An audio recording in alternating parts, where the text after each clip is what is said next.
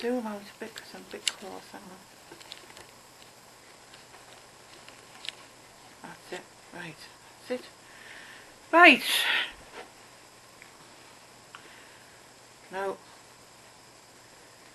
right. Just had a phone call from Andy. He's just been moved to another ward. Yeah. And he's not happy with it, obviously, because he's sharing it with one of them rooms that's got about 6 people in. So, shut up, Horace. Go and get a drink, because you're 5. It's probably from that rabbit he eaten. He ate a rabbit last night. He didn't kill it, it was already dead. And he's whinging there. It's probably got a poly belly. Yeah, it's probably got a poly belly. The other day, right, he chased a rabbit in the field. He actually chased it, and he was stood on top of it, you know, stood over the top of it, and the rabbit got away. He let it get away. But a few days before that, I let them out on the field, and he chased a rabbit, and he actually got it and killed it and ate it. Yeah.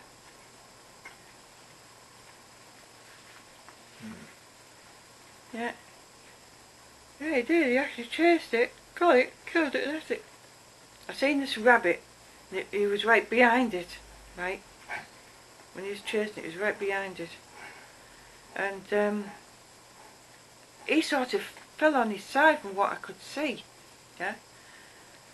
And I heard the rabbit squeal, didn't I? And I thought, that's it. So he gladly picked this rabbit up, brought it towards me, and he was following me, and he actually dropped it on the floor. And I thought, oh, I'll pick it up and bring it home. Picked it up, walked a couple of paces, or a couple of feet. He grabbed hold of the rabbit out of my hand, and walked a little bit with it, dropped it on the floor. So I thought, well, I'll pick it up again. So he grabbed hold of it again. Next thing you know, he's really lies down and starts eating it. I thought, oh, great. Yes, it was still warm. The thing is, the rabbit would have died anyway. It had something called myxomatosis, if anybody's ever heard of it. It's a man-made disease for rabbits, and it's carried by fleas. Years and years and years ago, a few decades ago, Australia had a problem with wild rabbits, and there wasn't just a few of them, there was hundreds upon hundreds. There's probably been thousands of them. Yeah? And so trapping them wasn't enough, because when you trap a rabbit, there's always more that breed. So it's a bit like mice and locusts and what have you. And they introduced myxomatosis to keep the population down. And I noticed that rabbit had myxomatosis. You can tell by it looks horrible. It's something that looks horrible. The eyes swell. They get swellings on the face. Yeah, it's horrible. It looks horrible. And the rabbit would have died anyway. I've always put it out of its misery, because it would have been suffering. Ah! Sheba. Sheba's just down here. Yeah. Oh, I'll just move this up. Just trying to get it to... got a bit tight there, I think. Yeah. They're both molting. Sheba's molting like hell. house is moving. I hoovered up in here, yeah, and there's bloody dog hairs. Bloody dog hairs again. Yeah. Oh, I keep yawning. I'm tired. I am. Really, am tired.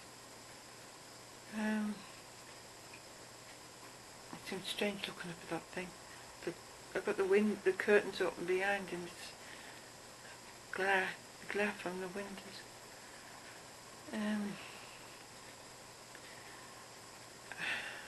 Andy with the bloody... Andy phoned me up last night. What they've done is he had one of these mattresses, an air mattress I think they called it, and it wasn't comfortable for him because with him being sore, the mattress made a dip in the middle where his backside is, and he was lying on the metal frame. So what they've done was they changed it, changed the bed. I'm not sure if they changed the bed or changed the mattress. They've done something, and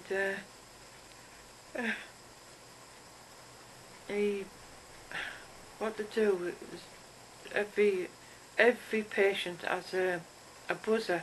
If they need help with anything, you just press the buzzer. Now the buzzer was put on the wall, hung up on the wall when they were doing the changeover of the bed, and they must have forgot to give it to Andy. Now Andy was in a room on his own, so there was a room next door, and I looked in, and the guy wasn't well anyway. Wasn't well. And Andy must have shouted. Andy wouldn't have shouted to upset anybody. He would have shouted, "Excuse me, can I have some help, please?" Something stupid like that, you know. And he said that there was a bloody nurse or whatever. She had a right go at him. Said through to his shouting, he's made the patient next door worse. God, I wish I was there.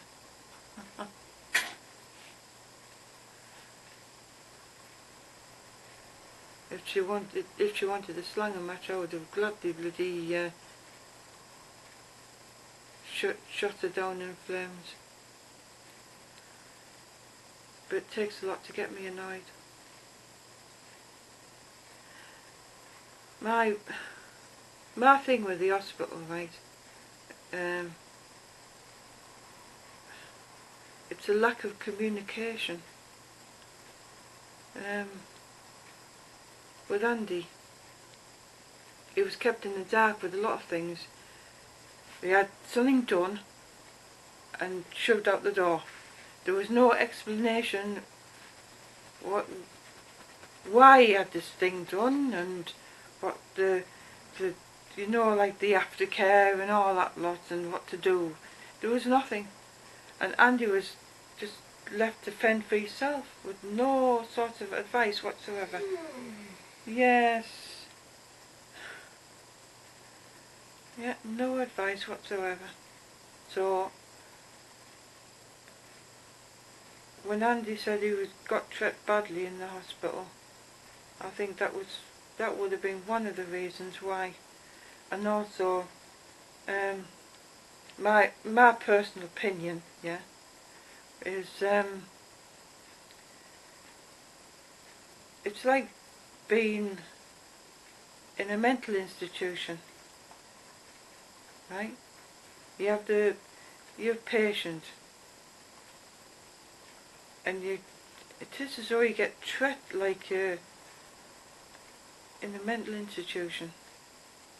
You're not in a hospital to get better, right? You're treated as though you shouldn't be there, and they ignore you. And the thing is, what I've noticed, right, is when Andy needed help, right, when I was there, yeah, he would press his buzzer, because obviously with that having his problem with his bowel, he's not able to hold on to it, so it could poo at any time, right, and have no control, and with him being sore, it hurts him, because he's got soreness down there. He would press a buzzer, right, they would come in, turn there's like a little light or something on the wall, they'd press that, or somebody would be coming in to see you, that type of thing, and he would be waiting for ages. He would be waiting for ages before anybody would come and see him.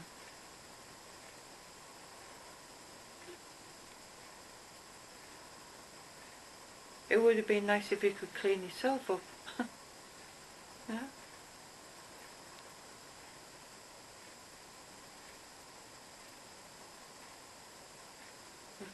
But that's my personal opinion. Yeah.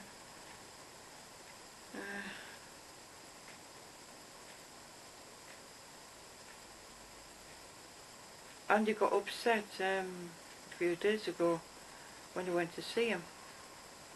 The first time I went to see him. Because he got admitted on the Sunday and I went to see him on the Tuesday. And there was something about it, I noticed it yesterday when I went to see him. About photography and video prohibited. Yeah? And they came in the room, they mentioned something about any filming and what have you, and at the time we didn't do any type of filming at all. And Andy got upset over it. Yeah, he gets upset, he does.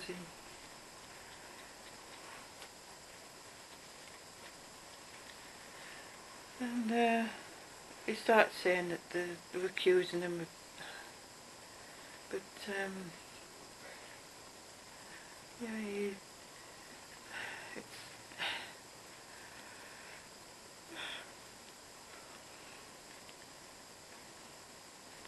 when he went into Ward 44, yeah, that was a respiratory ward. He went on to Ward 34 when he got admitted from the A&E, yeah. That's an observation ward. They always send the patients there before they send them off onto other wards. And they moved Andy to Ward 44 on his own, in his room on his own. And he mentioned something to me about them saying that he was violent. And he's never been violent. All the time I've known him, he's never lifted a hand to me. He would never be violent to anybody. Obviously you get a bit upset when you're in pain, yeah, and you're not well, but violence, and he's not violent at all.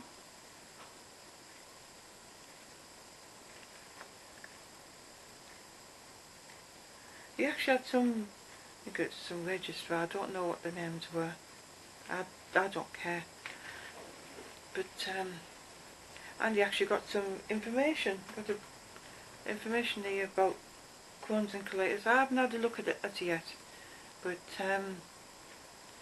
I will do. And Andy said that the guy explained things to Andy, you know, things that should have been explained to Andy months ago, right? Yeah, the ins and outs and what to do, and you know, it all should have been sorted out months ago. Horace has got an itch. I've got Horace.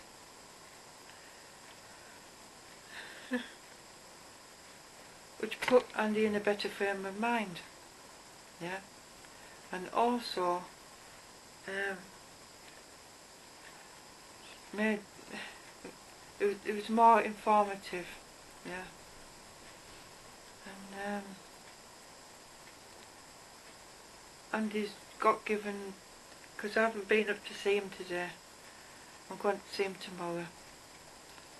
Andy's got given some sort of diet, I think it was a diet sheet or something like that. I'll have to have a look, you know, and like I say, he's more better informed, but like I say, all of that should have been given to him months ago. He wouldn't have ended up in the mess or the state that he's in now, you know, because, like you say, lack of communication,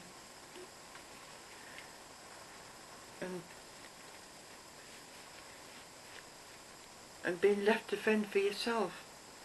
I mean, he had this thing put in his ass. Don't know why it was there, why they put it there, but never mind.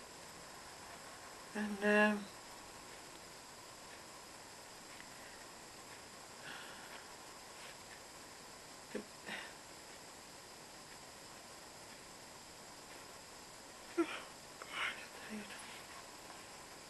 like I say, he's a bit more informed now about the Crohn's and colitis, and what's caused with, and what to do, and the likes, you know. Got a lot of information here. Like I say, I'll read it when I will read it.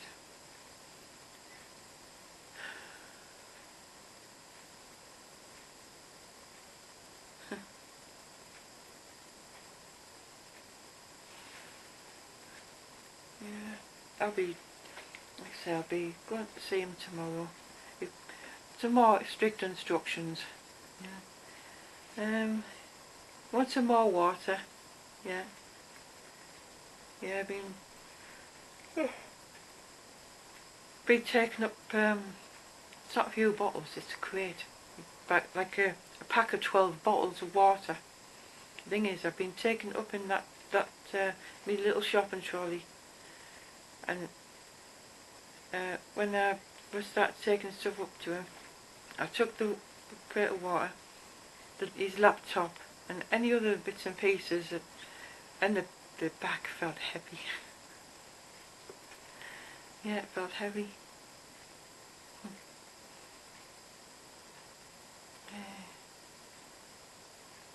I'm the wander up to the hospital. Yeah, I did a bit of filming while I was going up there.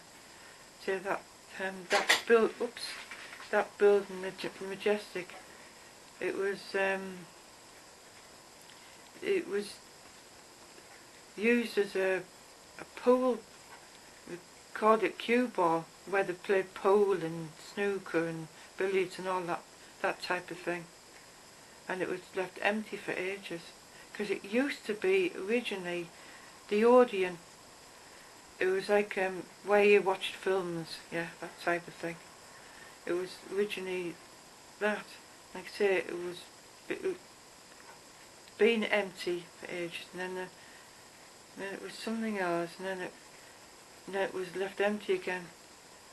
And all that facade that you see on that building, yeah, that was behind.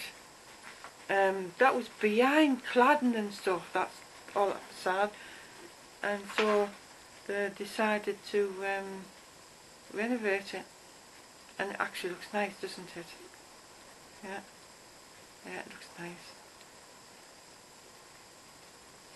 I don't know what they used the place for, but apparently it's used for something else. But never mind. But the building next to it, right, there's an owl, a wooden owl right on the top of the roof. Now, apparently there's another 2 owls. I know where the other 1 owl is. There's a place up on Macmillan Road. It's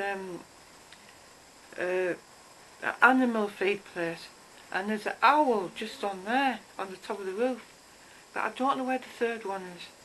Yeah, apparently there's a third one, and he's making such silly noises. Yeah, there's a third one, but I don't know where that one is. But yeah.